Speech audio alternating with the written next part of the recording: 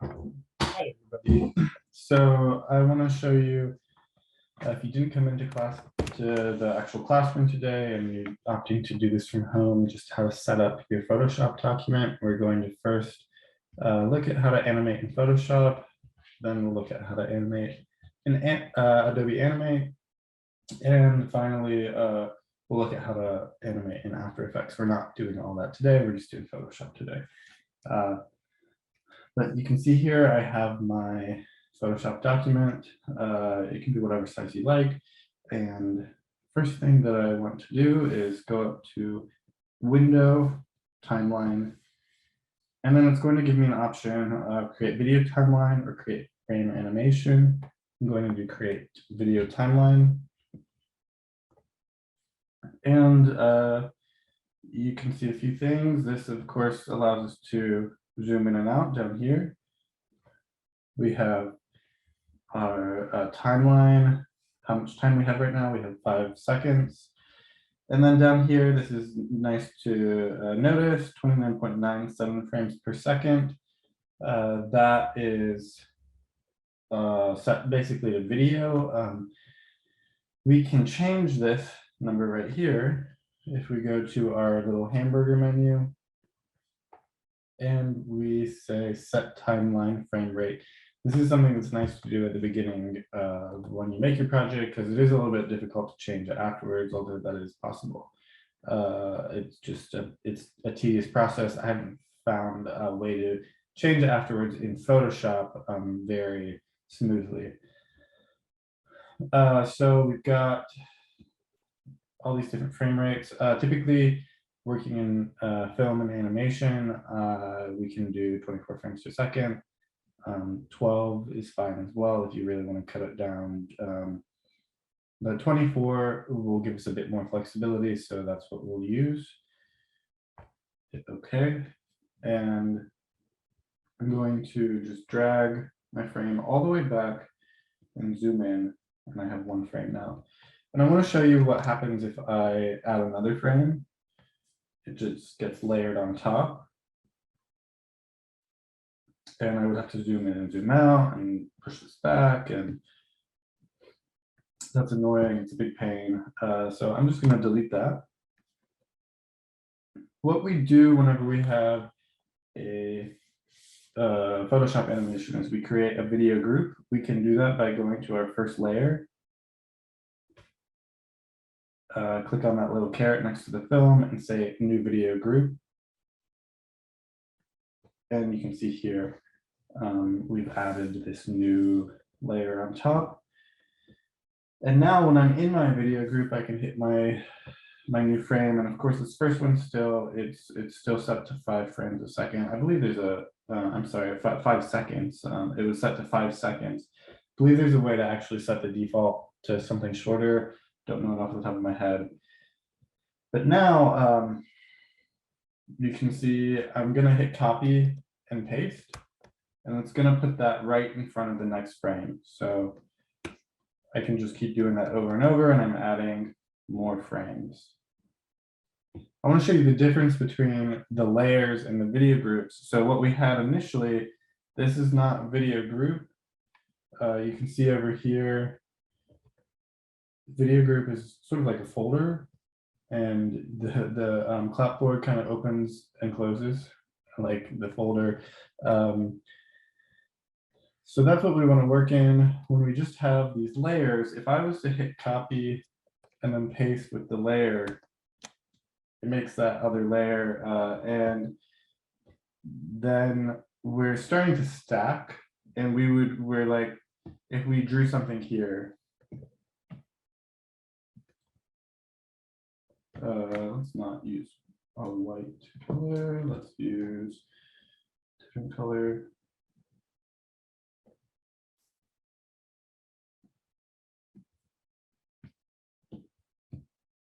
So I have a blue line, and then I move to my next frame, and then I would make my next frame again. And so then I'm gonna say I copy and paste again, and I just I'm starting to get this really tall stack, which is very annoying. I can't put these layers on the same line because they're not video groups. See, I'm trying to drag this down.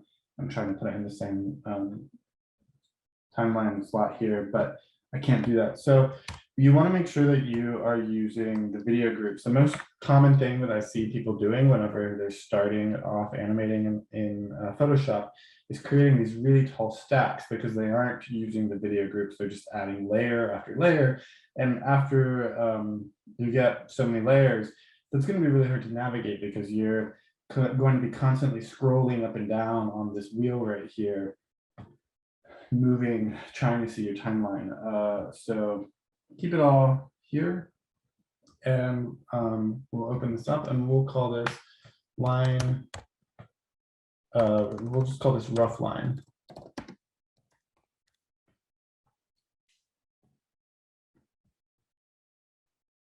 And I'm also going to make another video group. I'm going to drag it underneath actually. And for that, I'm going to make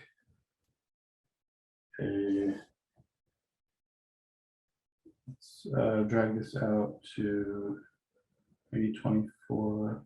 Let's just do 16. That's fine. Let's just select these. Start over. So remember, if I'm working at 24 frames a second, I could just cut it down to 12 by, instead of using singles, I can use doubles.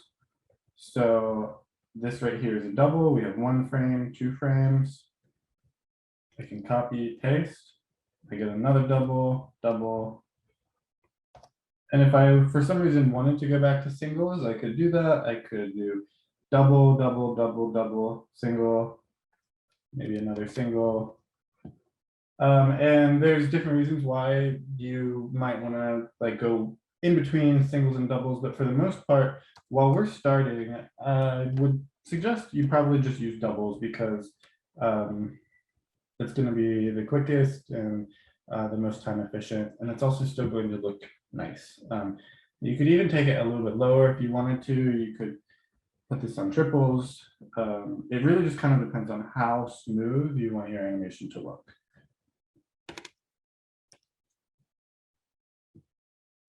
So here, I'm going to make a guide. I'm going to call this my guide group. All I'm going to do here is I'm going to make a line. So let's do kind of like an arc.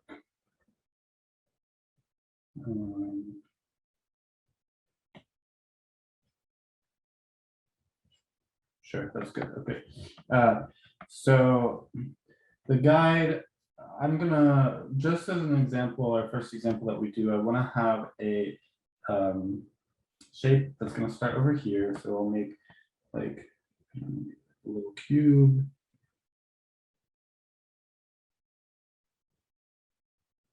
And this is just going to be rough. So my first one here, and my last one would be over here.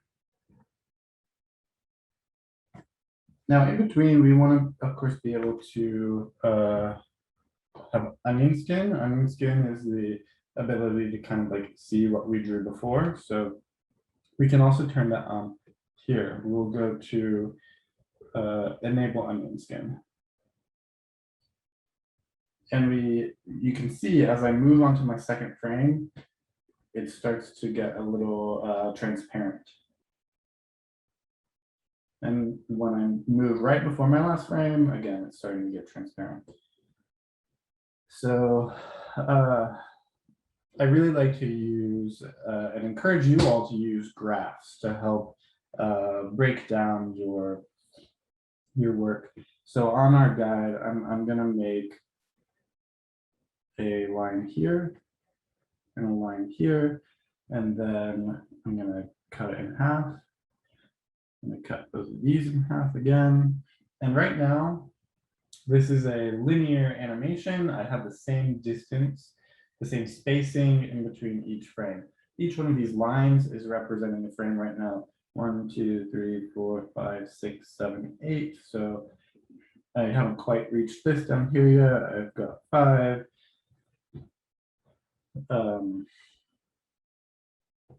And you can kind of play around with how you want to do it, but I'm going to want to have an ease in and an ease out. So I'm going to cut it in half again and again. And maybe I would even do it again and again. 1, 2, 3, 4, 5, 6, 7, 8, 9. So I would need to add another frame. So maybe I'll just come right here in between my second to last frame and last frame and just say copy, paste.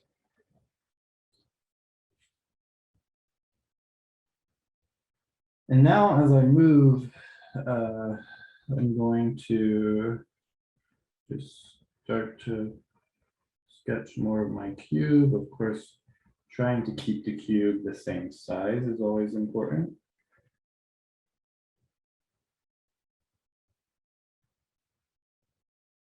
But we can also kind of add a little bit of personality by making the cube bend some.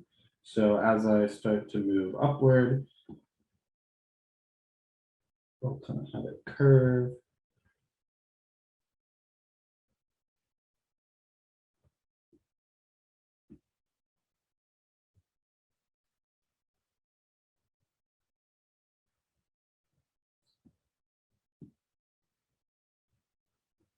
And there's what I'm gonna have y'all do is take the cube from point A to point B, or take a shape from point A to point B, and explore how it gets to that point.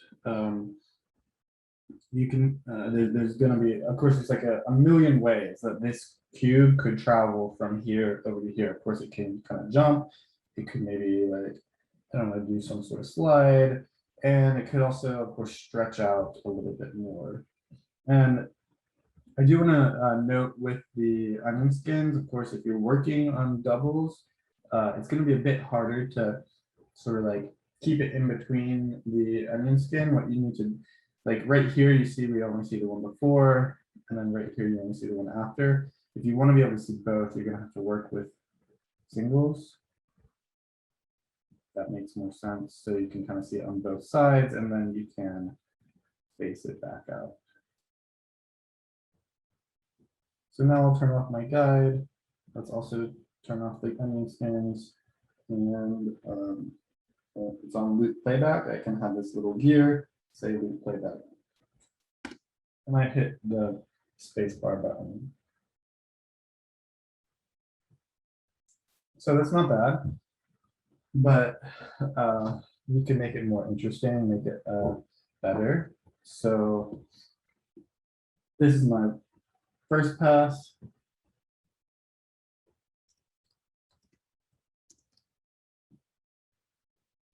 Now I'm going to add a new video group, and I'm going to say second pass.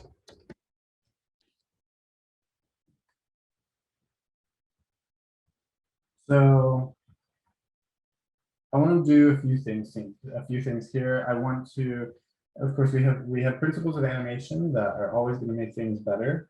One of them is anticipation. So we could really give this cube a lot more personality if we have anticipation to its jump. There always has to be some sort of like energy wind up. Like when we bring back our wrist in order to punch someone, that's the energy wind up we are anticipating. And also if we are jumping into the air, like we might like get down a little bit and then jump up, because it's like a spring. So you push a spring down and then it releases.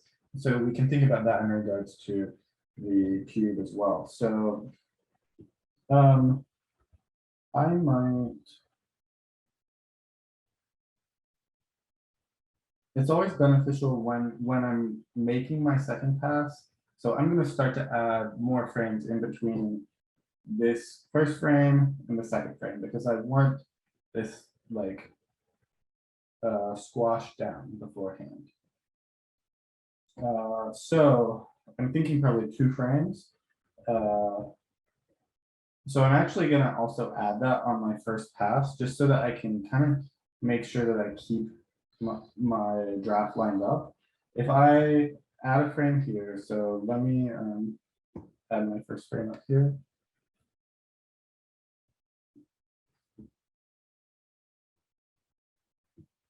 So I'm gonna come along here, and that's on our first pass. I want to take the opacity down some, just so that I don't have to draw directly and like right over top and not be able to see what I'm doing. And this time I actually might also change the color. So let's maybe do like a reddish color so that I don't get confused with the blue still. So that's difficult for my eyes. Let's do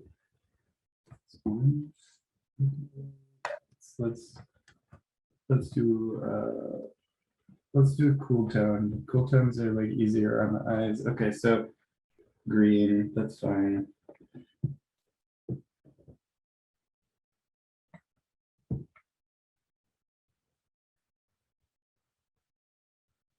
So I draw my first cube. And then right here, what I'm saying is, so my next frame, it's going to be something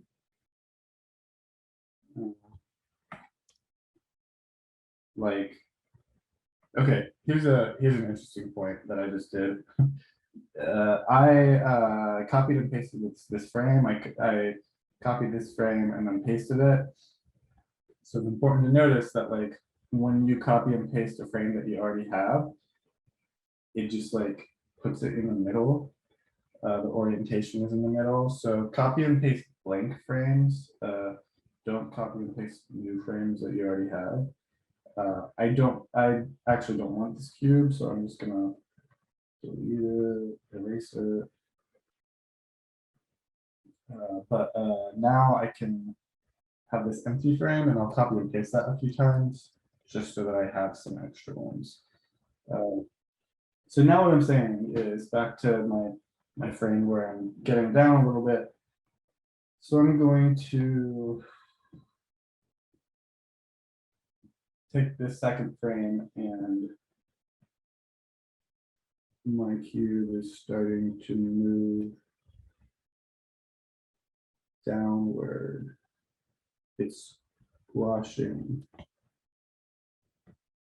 But you can see, of course, that isn't lining up with my first pass. So what I typically do is I also maybe might add more frames to my first pass. So I'm gonna copy this blank frame, come down here, paste. And I know that I want two, so I'm gonna paste another one as well. And so now when I come back to my first pass, I know that this, when I add my new green frame right here, it will be in the right place. So I got my one frame, and I want one more. I'll turn my onion skins back on. And let's also keep, oh, what's happening? Oh, sorry, it was asking me this. This would be one way to actually adjust if you're working in doubles with the onion skin options. If you say instead of frames of 4, 1 and 1, you could do 2 and 2, and that will solve the problem, I think. Let's try it.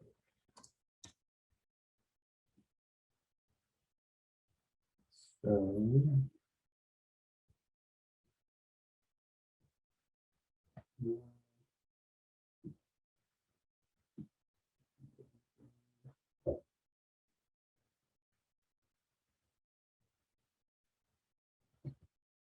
so something that I want you to notice with my green cube that I'm doing, I'm not just bringing the top down, I'm also bringing the sides out.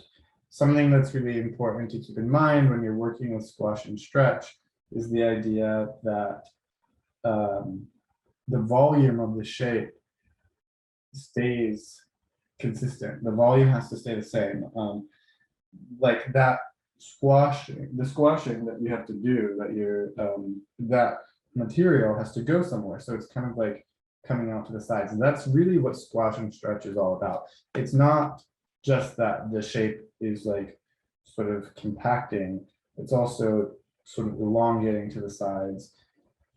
And same thing, if it's getting pushed in, then that volume has to go somewhere, so it's going to go up towards the top and sort of like up towards the bottom. So that's what I'm doing with my green cube right here. I'm also bringing the sides out. And then I have my cube down here that I can line up with.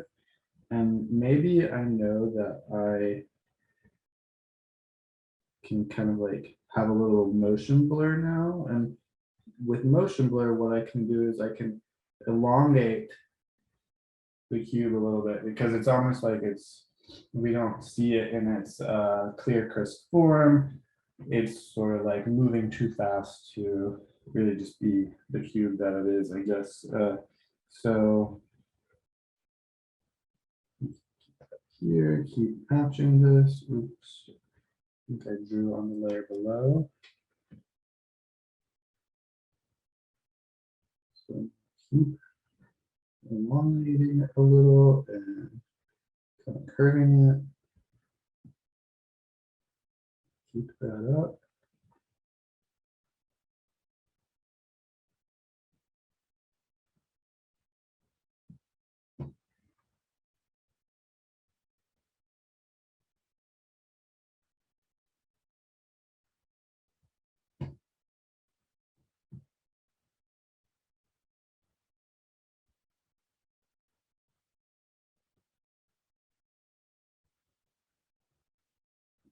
And I used up all my blank frames, but I can come down to here and I can grab one of these blank frames. So I'll paste it back up here. I'm going to show you in a second an alternative instead of having to like copy and paste all these blank frames.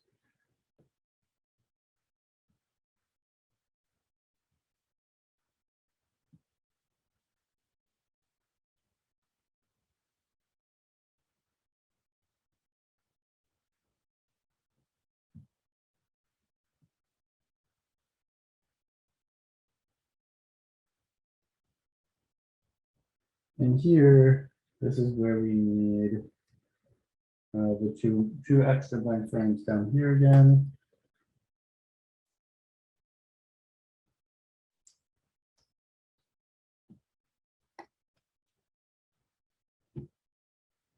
Send this out. So this one right here is the flattest and the most squashed. I'm going to move a little bit more inward and a little bit more up. And then the last one all the way in and all the way up. All right, so let's turn off the guide. And let's also turn off the first pass. And let's turn off the onion skins and let's see what we get.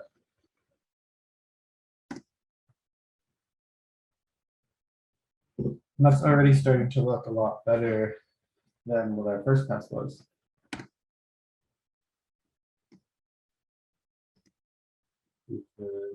And we're missing some frames, so it won't exactly look all that great anymore anyways.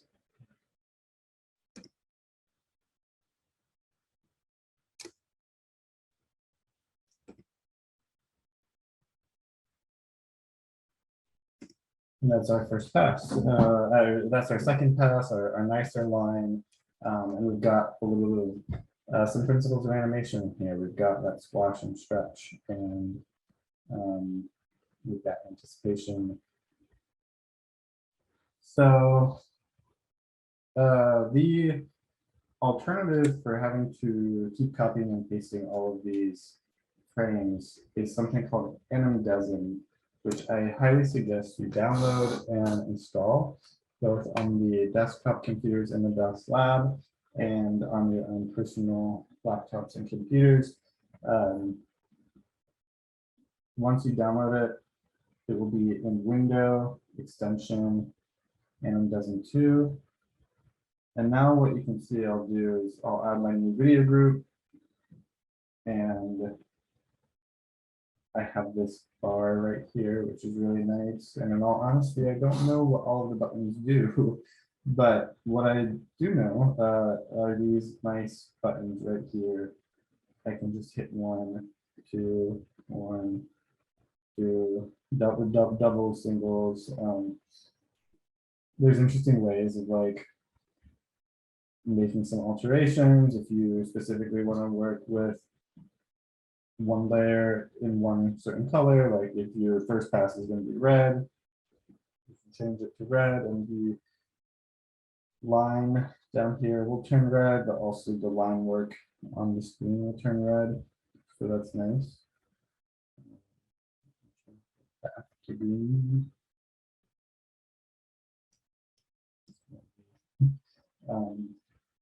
So download Animdesm, it will really save you some time. You aren't going to have to worry about copying and pasting and all of that nonsense. Great, so I hope this helps and made sense.